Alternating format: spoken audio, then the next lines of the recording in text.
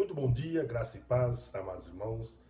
É com muita alegria, satisfação poder estar junto com os irmãos mais uma vez nessa manhã de domingo, compartilhar aquilo que Deus tem nos ensinado cada manhã, cada dia, né, no seu ensino da tua palavra e poder compartilhar isso com os amados irmãos, aquilo que temos aprendido. Então, é sempre para nós prazeroso poder ouvir a Deus, falar com Deus e também poder contribuir com aquilo que Deus tem nos ensinado cada dia. Então, nós estamos encerrando o capítulo 11 de Romanos, estamos ali nos finalzinhos. Então, hoje, com a permissão de Deus, nós estaremos é, finalizando o capítulo 11 e vamos estar introduzindo, já dando uma introdução a respeito do capítulo 12, aquilo que ele também quer nos ensinar. Uma carta escrita há mais de 2000 anos atrás, falou ao seu povo na época e hoje ela tem muito a nos ensinar e tem nos ensinado cada dia mais. Então tem sido gratificante poder estudar essa carta, aprender com ela e transmitir aquilo que Deus tem nos ensinado através dessa carta bendita. Quero convidar vocês, primeiramente, a orarmos junto. Né? Temos tido esse compromisso de sempre interceder uns pelos outros e pedir que Deus nos dê a iluminação para que nós possamos compreender a palavra, as Santas Escrituras, e não só compreender, mas poder nos edificarmos com ela. Né? Então, nós buscamos sempre a direção de Deus para que Ele nos dê o entendimento da sua palavra e, claro, não saímos daqui com dúvidas a respeito do seu ensino, que é precioso para nós. Nós precisamos entender aquilo que Deus quer nos ensinar. Então, por isso nós sempre nos colocamos diante de Deus em oração para que nós possamos aprender da sua palavra. Então vamos orar, quero convidar você nesse instante a fechar os seus olhos, a baixar a sua cabeça, para juntos clamarmos a Deus pedindo a sua santa orientação e iluminação da tua palavra. Oremos? Vamos então baixar nossas cabeças, fechar nossos olhos para que nós possamos orar. Santíssimo Deus, eterno Pai, é no nome santo, poderoso, ó Deus, do nosso Senhor e Salvador Jesus, que mais uma vez, Deus, nesta manhã nos reunimos para juntos, Deus eterno, aprender a Tua palavra, Deus, sermos edificados com a Tua palavra. Deus, que o Senhor venha nos guardar cada dia mais, nos dar, Deus, entendimento, compreensão da Tua palavra, Deus, e que possamos cada dia mais ter esse prazer, esse cuidado no ensino da Tua palavra, Deus, e também esse prazer de ouvir a Tua voz, de ouvir, Deus, os Teus ensinos e que nós possamos sair daqui, Deus, desta manhã, edificados cada dia mais no entendimento da Tua palavra, poder, Deus, transmitir esse conhecimento, Deus, aquelas pessoas que precisam ouvir de Ti. Às vezes eles têm um conhecimento prévio e errado, Deus, daquilo que o Senhor é, daquilo que o Senhor ensina na Tua palavra, e que nós possamos, Deus, com clareza, Deus, pela unção do Teu Santo Espírito, poder transmitir esse conhecimento que, Deus, eles possam entender, Deus, e entendendo, entregar-se a si, a Ti, ó Deus, para que o Senhor possa recebê-los, Deus, porque a Tua palavra, ela é poderosa, Deus, para salvar todos quantos creem no Teu nome. E é esse o nosso objetivo, de que as pessoas ouçam, aprendam, entenda quem é o Senhor, o plano do Senhor de salvação. E essa carta aos Romanos, ó Deus, é uma carta completa que mostra o plano completo da salvação, desde da sua formação, da formação do homem e o plano, o propósito do Senhor para salvá-los, ó Deus. Então, ela é uma carta muito edificante que serve para nos fortalecer e também para, Deus, fazer com que outras pessoas que estão nos ouvindo nessa manhã e que talvez ainda não tenham entregado suas vidas a Cristo, compreenda, Deus, os teus propósitos e, enfim, abra seu coração. Não continue com o teu coração endurecido, Deus, mas quebrantado, para que o Senhor possa adentrar, fazer morada, Pai, e assim caminhar com Ele todos os dias. Então nós pedimos, nós intercedemos por aqueles que ainda não tiveram esse encontro real com o Senhor, que eles possam assim fazer, quebrantando o seu coração, Deus, abrindo o seu coração para que o Senhor possa habitá-lo. Então é o que nós oramos gratos, Deus, por Jesus, nosso Senhor e Salvador. Amém. Amém, amados? Vamos juntos abrir a palavra do Senhor. Nós estamos, como eu falei, lendo ali Romanos capítulo 11, já nos finalmente do capítulo 11, para assim depois entrarmos no capítulo 12. Então, Romanos capítulo 11, nós vamos ler ali o finalzinho do versículo, né? Nós vimos na aula passada e vamos fazer aqui uma prévia para poder recordar aquilo que nós já vimos e aí entrar nos finalmente. Vamos lá. Capítulo 11 de Romanos, versículo 33 a 36. E aí finalizamos essa carta. Então vamos lá. Leia comigo, acompanhe a leitura aí. Ó profundidade da riqueza, tanto da sabedoria quanto do conhecimento de Deus. Quão insondáveis são os teus juízos, e quão inescrutáveis os teus caminhos. Quem, pois, conheceu a mente do Senhor? Ou quem foi o seu conselheiro? Ou quem primeiro deu a ele para que lhe venha a ser restituído? Porque dele, e por meio dele, e para ele são todas as coisas. A ele, pois, a glória eternamente. Amém. Então, os finalmente que nós vamos concluir, e aí depois, através do seminarista João, nós faremos a introdução do capítulo 12 para ver aquilo que nós também iremos aprender nas aulas seguintes. Então vamos fazer uma recapitulação aqui, né? Relembrar aquilo que nós vimos na aula passada, para a gente poder dar continuidade e entender, né? É sempre bom, eu gosto de fazer ressaltar, né? De voltar um pouquinho à aula anterior para dar essa continuidade e não ficar nada para trás ou alguma coisa que deixou de falar na aula passada. E aí a gente continua fazendo a aula seguinte. Então vamos lá. No capítulo 11, nós já vimos, né, esse texto, lá no versículo 25, ele diz assim: porque não quero, irmãos, que ignoreis este mistério. Então foi isso que nós falamos no domingo passado, a respeito desse mistério que hoje é revelado, foi revelado para a igreja e hoje é revelado através da palavra. Para que não sejais presunçosos em vós mesmos, que veio o endurecimento em parte a Israel, até que haja encontrado a plenitude dos gentios. Nós vimos passo a passo, né, o que quer dizer esse mistério, e aí eu só vou aqui dar uma recordada daquilo que Paulo quer nos ensinar. Então, Paulo, para ensinar esse versículo 5 aqui, ele aplica aqui 3 verdades.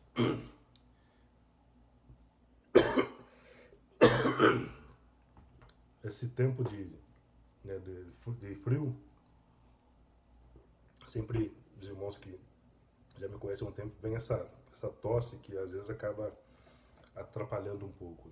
E aí, no falar, ela acaba até ficando pior.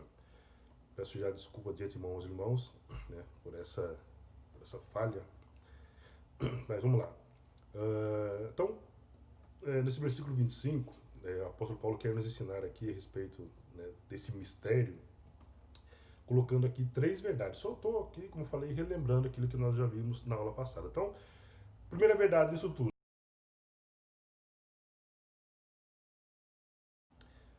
Primeira verdade. Versículo 25, a parte B do versículo diz assim: que veio o endurecimento em parte a Israel. Então nós já vimos isso com mais detalhes, né? Só estou aqui recordando, relembrando aquilo que nós aprendemos. Esse endurecimento em parte significa que nem todo Israel tiveram seu coração endurecido. Teve aqueles que, ao ouvir o evangelho, foram salvos, entenderam pela fé, né, que a salvação vinha pela graça, pela fé, e esses foram resgatados, foram salvos, foram redimidos, mas a grande maioria da nação de Israel tiveram seu coração endurecido, por isso não entenderam o propósito de Deus para salvar o homem, e aí, consequentemente, sofreram, né, pela rejeição do Evangelho. Segunda verdade, versículo também 25, a parte B do versículo diz assim: até que haja entrado a plenitude dos gentios. Então, esse texto ele é bem interessante. Isso talvez eu não tenha citado na aula passada. Olha só, ele fala da plenitude, ou seja, do total, de toda a nação gentílica. A oportunidade que está sendo dada para ela. Muitas vezes nós não entendemos, né, o trabalhar de Deus.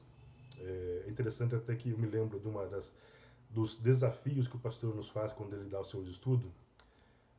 Em uma das quarta-feiras, ainda quando nós estávamos indo à igreja, ao templo do Senhor, eu lembro que ele fez um desafio dizendo assim: se você fosse Deus por um dia, o que você faria?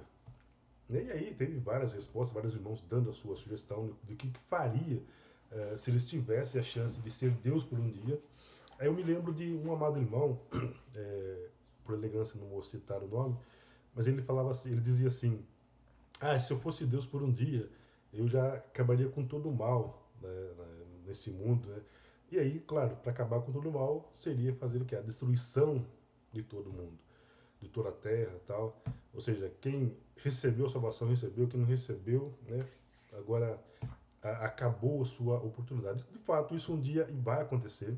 Vai haver um tempo em que Deus vai destruir esse mundo, mas para isso ele está dando oportunidade ainda para aquelas pessoas que não entenderam ainda a pregação do Evangelho e têm seus coração ainda endurecido para a palavra de Deus.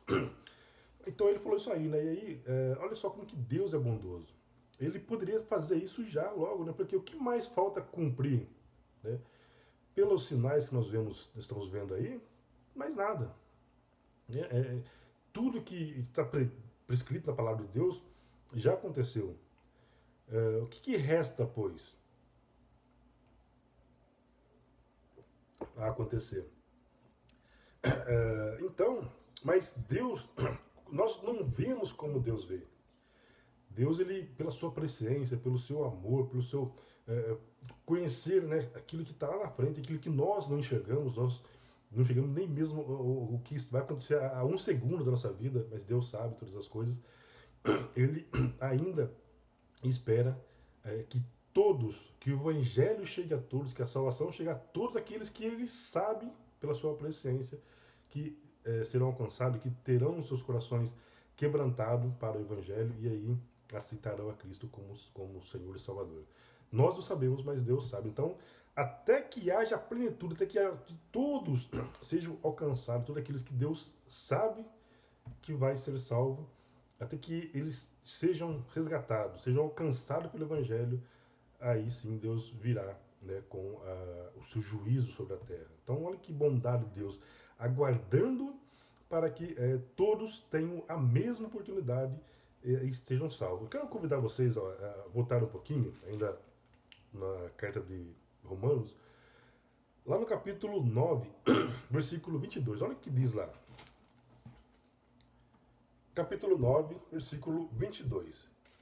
Que diremos, pois? Se Deus, querendo mostrar a sua ira e dar a conhecer o seu poder, olha só, suportou com muita longanimidade os vasos de ira. Né? Quem é os vasos de ira? Aqueles que vivem na desobediência, conhecem a palavra, mas vivem na desobediência.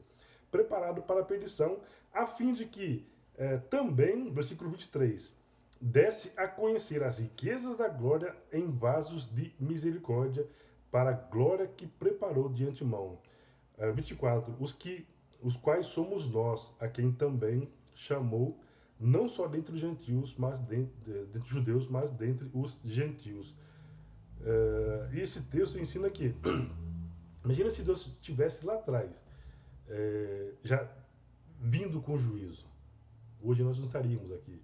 Então ele suporta aqueles que vivem de desobediência. Às vezes muitos perguntam assim, por que Deus não destrói logo esse mundo, né? Tanta maldade no mundo, tanta coisa no mundo, e cada dia se aumenta mais. Estamos vivendo essa pandemia, né? E a tendência é cada vez piorar muito mais. E há pessoas que morrem em leito do hospital, né? Pessoas que, doentes, questionam a Deus. Por que Deus permite tais coisas? Por que Deus permite o mal? Por que, que ainda a criança sendo violentada, a criança sendo assassinada? Por que, que todo esse mal na terra? Deus suporta esses vasos de ira para que aqueles vasos de misericórdia que ainda não entendeu, não compreendeu, e você hoje, amado, você, nesta manhã que nos assiste, pode ser um desses que ainda é vaso de ira e que Deus está te dando a oportunidade de entender o Evangelho, entender o amor de Deus e aí, enfim, se entregar a Ele, dando sua vida para Ele, para que Ele possa cuidar, abençoar e um dia ter a morada lá no céu. Então, Deus suporta esse mal que acontece no mundo para resgatar, para salvar aqueles que ainda têm seu coração endurecido. Então, como eu falei, você pode ser esse vaso que hoje é um vaso de ira que Deus quer transformar em vaso de misericórdia, vaso de bênçãos e resgatar a sua alma, resgatar a sua vida. Então, é por esse motivo que Deus ainda suporta, que Deus ainda permite tais coisas que aconteçam, a fim de resgatar, né, tantos quantos ele já sabe que vai acontecer. Então, até que haja a plenitude dos gentios, ou seja, até que todos os gentios sejam alcançados, Deus ainda suporta algumas coisas. Né? Então, por isso que Deus ainda não entrou com seu juízo. Por isso que Isaías fala, né? Buscai a Deus enquanto se pode achar. Porque vai haver um momento, amados, que não vai ter essa chance. Você vai procurar e não vai achar.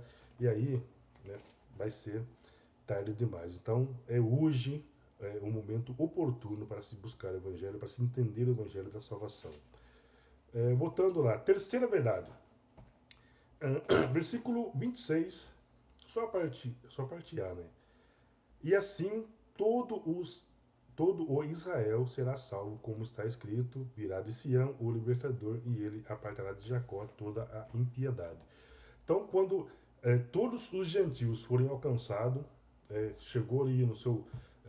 A oportunidade foi dada a todos aqueles que deveriam entender o processo salvífico de Deus, compreendeu pela fé e foi salvo, aí fecha aí, né, as oportunidades. Deus volta-se a Israel para poder resgatar aqueles que vão depois disso amolecer o seu coração, já não vai ter mais o coração endurecido, vão entender o plano de Deus, como ele salvou os gentios, e aí deseja salvar eles também. Aí, com a compreensão deles, com a fé deles, ele fecha aí o ciclo, e aí, enfim, essa nação de Israel, esse todo de Israel, não quer dizer que toda a nação de Israel, mas todos aqueles que entenderem, que crerem no Senhor Jesus, que crerem que Jesus é o Salvador, é aquele que veio, que resgatou, que morreu por eles, aí sim, esses que entenderem. Então, o todo não é toda a nação de Israel, né, mas todo aquele que crê, como o próprio João 3,16 diz, né, que todo aquele que crê no Evangelho, né, Deus deu o seu único Filho para que todo aquele que crê tenha a vida eterna. Então, esse todo é todo aquele que crê, que reconhece que Jesus é o Salvador. Amém? Agora, já limos, né, a parte B do versículo, que fala de Sião virá o seu libertador. Vamos dar uma olhadinha no versículo 27 de Romanos.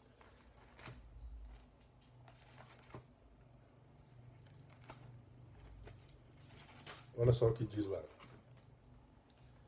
Esta é a minha aliança com eles quando eu tirar os seus pecados. Então, Paulo, para dar esse ensino, como ele sempre fez em todo o ensino de Romanos, ele usa como base as Escrituras para poder ensinar essas verdades à nação de Israel. Então, olha o texto que ele usa para poder ensinar essa verdade. Isaías, capítulo 59, versículo 20 e 21. Olha lá. Isaías 59, 20 e 21. Virá de Sião aos de Jacó que se converterem, olha só a condição, que se converterem, diz o Senhor. Então, quando ele fala aqui que todo Israel é todo aquele que entendeu esse propósito de Deus de salvar o homem através da cruz. Versículo 21. Quanto a mim, Esta é a minha aliança com eles, diz o Senhor. O meu Espírito que está sobre ti, sobre quem? Sobre Jesus, daqui é um texto messiânico, que está sobre ti, e as minhas palavras que pus na tua boca não se apartarão dela, nem das dos teus filhos, nem dos filhos dos teus filhos, não se apartarão desde agora para todo sempre, diz o Senhor. Então, quando essa nação que hoje rejeita, que hoje tem seu coração endurecido, entender que Cristo, que Deus deseja salvar através da cruz, que hoje para eles são loucura, eles não conseguem compreender como é que Deus pode, através de algo que a própria Escritura fala que é maldição, todo aquele que é pendurado no madeiro, mas através dessa maldição é que Deus salvou o mundo. Né? Então, quando eles compreender que é através da cruz que Deus deseja salvá-los, aí Deus fará com eles, né, uma nova aliança, um novo concerto com eles para que eles sejam salvos. Então, ele usa como base para justificar, para ensinar essa verdade a qual ele quer ensinar nesse capítulo. Então, esse texto é muito rico. E o apóstolo Paulo usa muitas escrituras. Ele vai usar também ali Jeremias, capítulo 31. Vamos lá. Capítulo 31, dos versos 33 e 34. Dá uma olhadinha lá.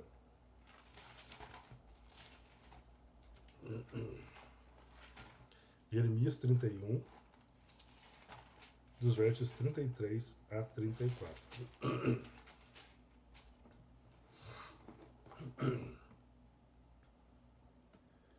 Versículo 33.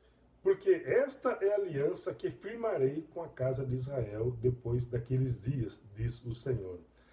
Na mente lhes imprimirei as minhas leis, também no coração lá escreverei, e serei o seu Deus, e eles serão o meu povo. Não ensinarás jamais cada um ao seu próximo, nem cada um ao seu irmão, dizendo: Conhece ao Senhor, porque todos me conhecerão, desde o menor até o maior deles, diz o Senhor. Pois perdoarei as suas iniquidades, e dos teus pecados jamais se lembrarei. Então, é essa a grande promessa de Deus quando fará com a nação, ou seja, ele vai tirar o pecado da nação de Israel e aí fará um concerto com Israel, uma aliança com Israel. E aí, né, claro, para aqueles que entenderem seu propósito salvífico através da cruz, e aí sim eles serão resgatados, serão salvos, e todo Israel, ou seja, todo aquele que crê, será salvo pelo Senhor.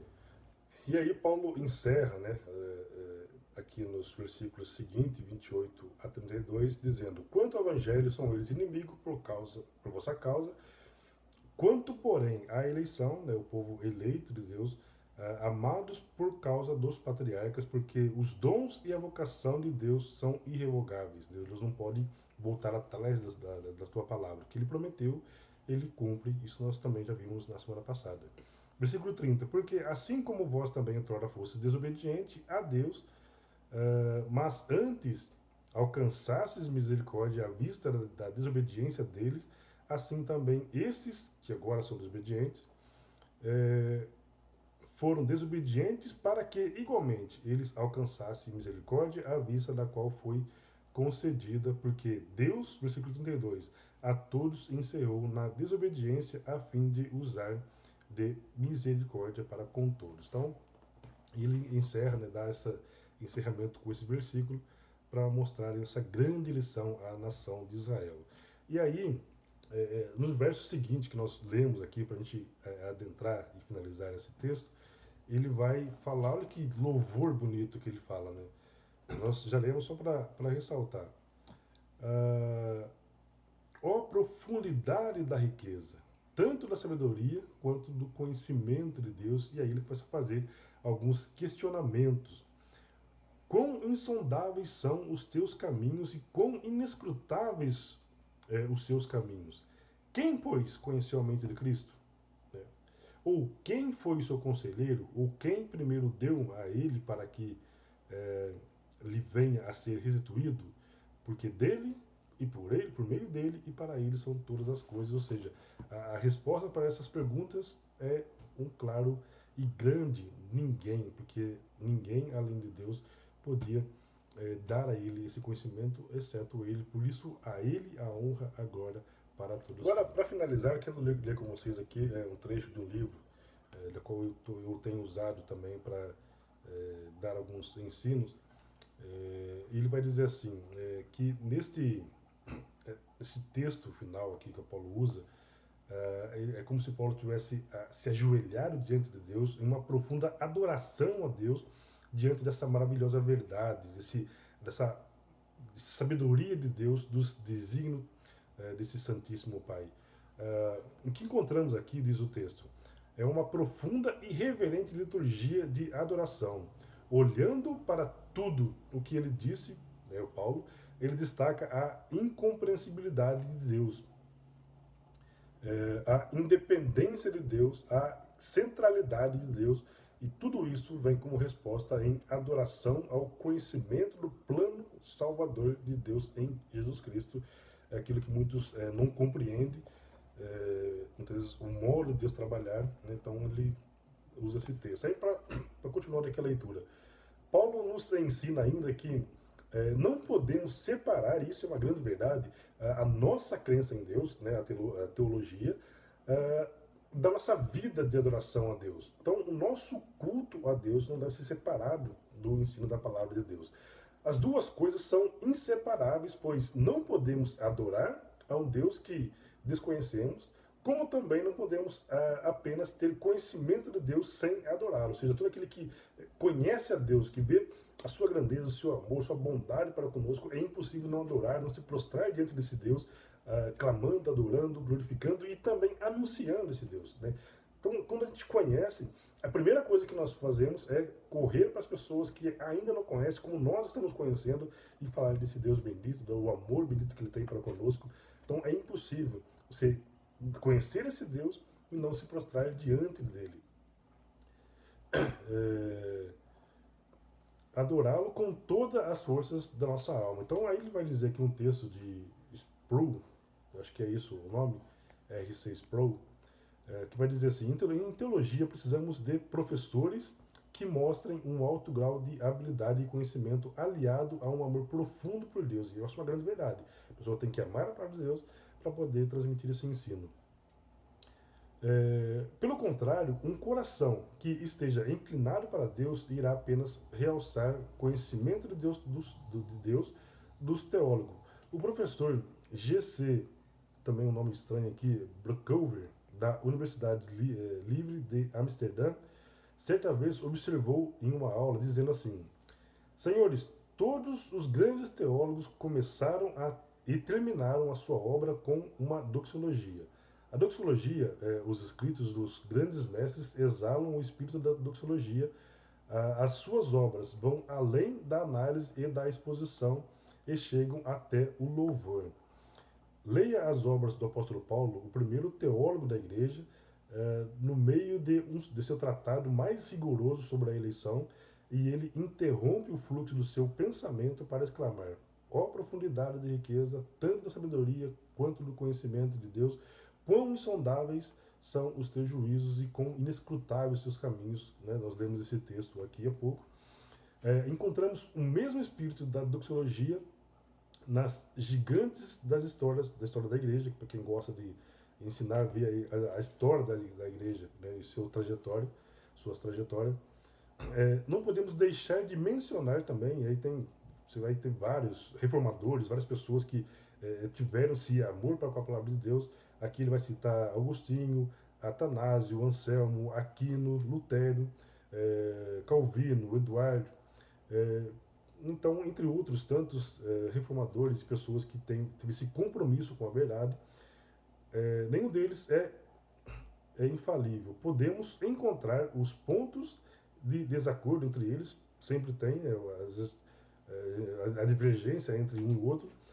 Todavia, há uma notável e profunda unidade entre relação à doutrina e à essência da fé. E isso também é uma grande verdade. E aí, para encerrar a leitura desse livro, assim, tudo o que nos resta é fazer como Paulo, nos derramarmos, né, de coração em plena adoração diante do Pai.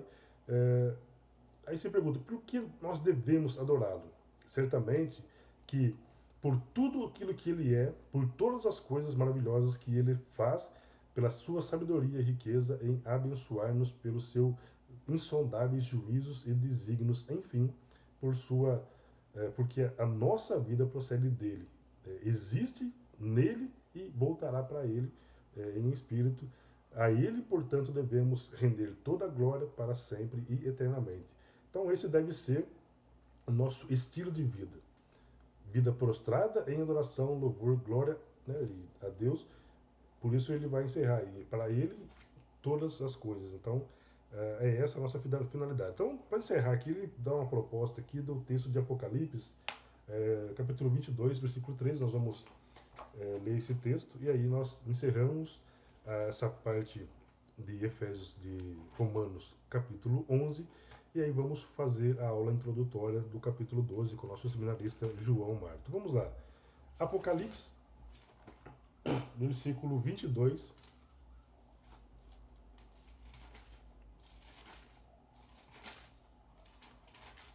Dos versos 13.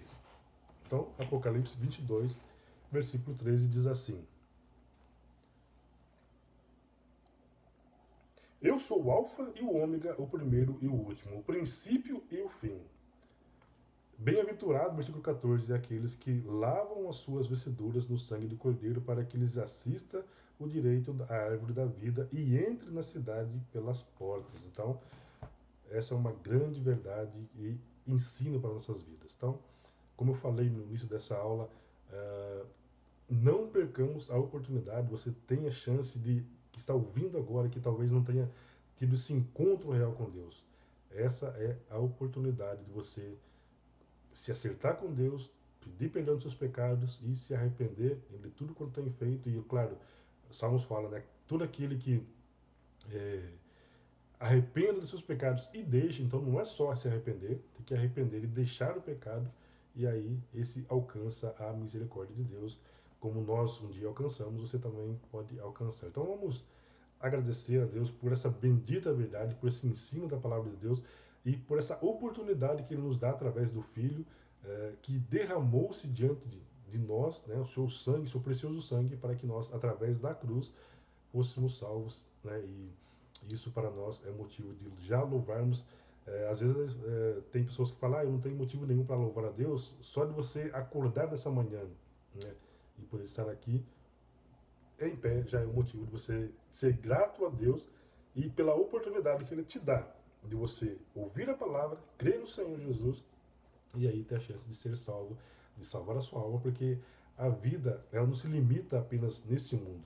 Né? Se eu pensar que minha esperança se limita apenas nesse mundo, então eu posso, como o apóstolo Paulo declara, ser o mais infeliz desse mundo.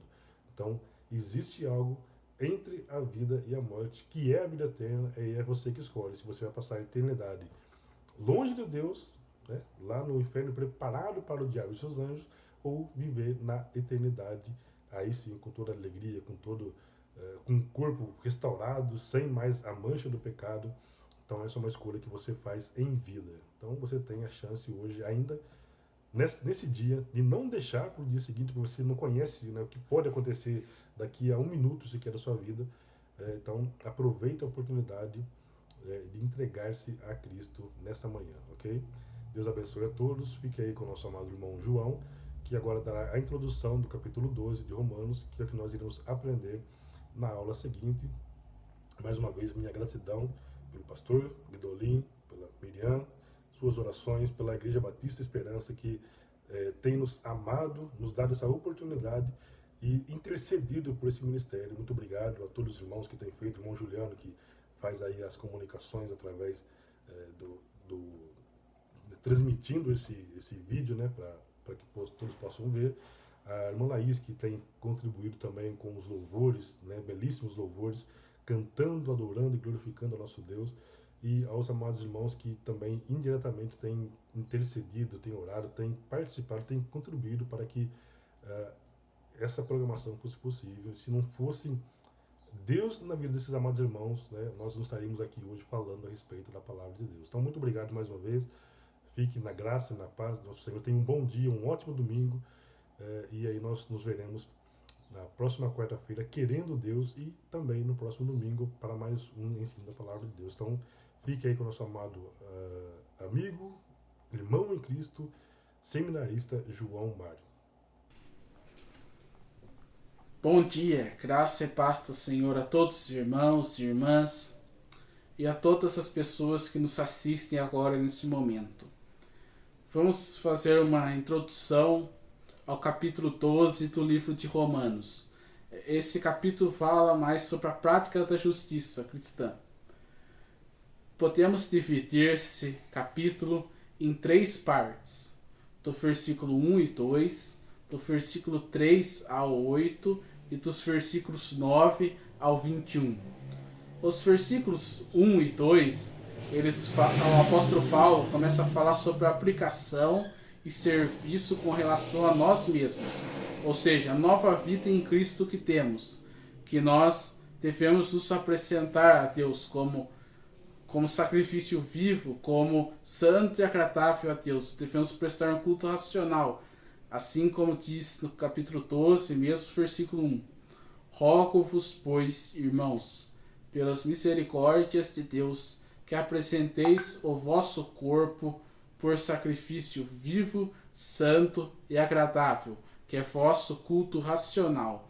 Então, esse é a primeira parte do capítulo.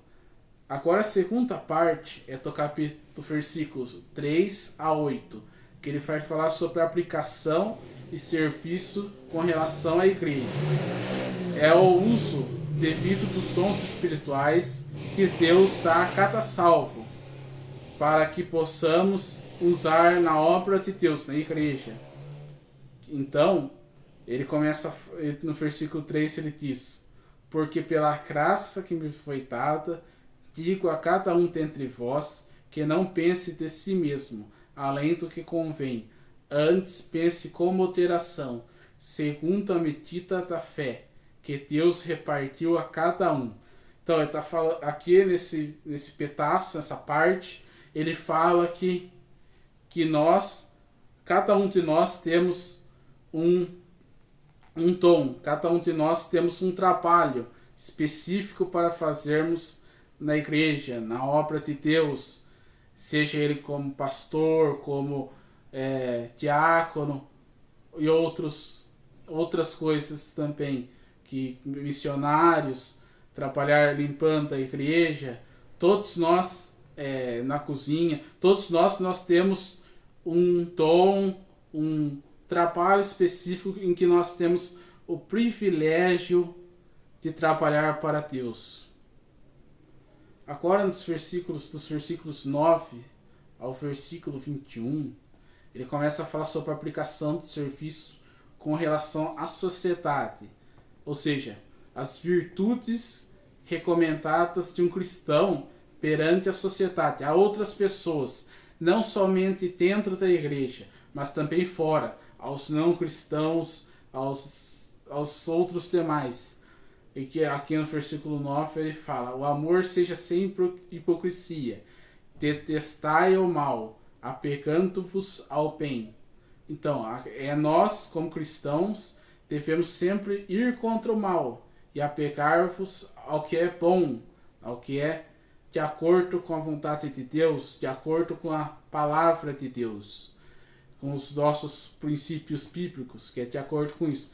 E com isso nós obtemos também o testemunho. Outras pessoas nos veem e veem Cristo em nós. É o que devemos ser. Então esse capítulo é dividido nessas 3 partes.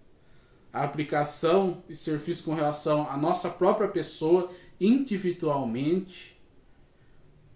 A segunda parte, do 3 a 8, é a aplicação de serviço com relação à igreja, o que nós fazemos e podemos fazer para a igreja, pela igreja, e de acordo com a vontade de Deus e por Deus. E no versículo 9 ao 21 é sobre a relação com relação à sociedade, que é as virtudes que nós temos que ter dentro do nosso trabalho, dentro da escola, os nossos parentes que não são cristãos. e todo o mundo em geral.